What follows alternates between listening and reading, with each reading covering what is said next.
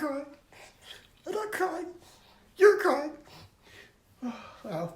Yeah, this movie's even better than the first one. And I really liked the first one.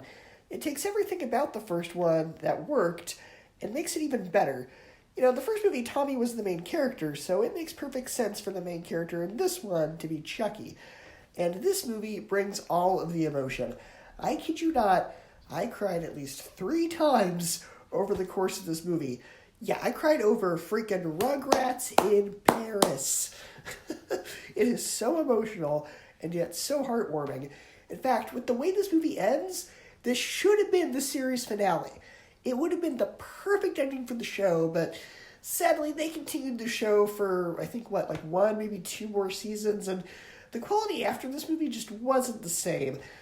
But honestly, I'd say this movie is nearly perfect. Nearly.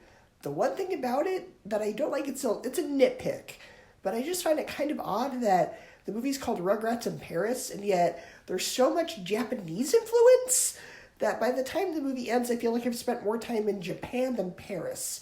Because, the main setting of the film is a theme park of Reptar, which is a parody of Godzilla, and there's a scene where the characters eat at a sushi restaurant, and the waiters are sumo wrestlers, and there's even a dream sequence involving martial arts. Heck, even the climax of the film is a parody or homage to Godzilla movies, so it's kind of odd that they didn't just set the movie in Japan in the first place. But like I said, that's my only complaint. It's a nitpick.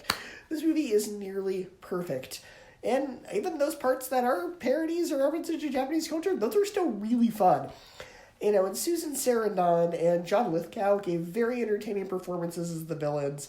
The plot has emotion, drama, fun little references.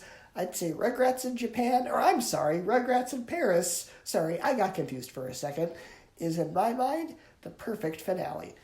For me, it gets an A-, a 9 out of 10, and a 4 out of 5 stars.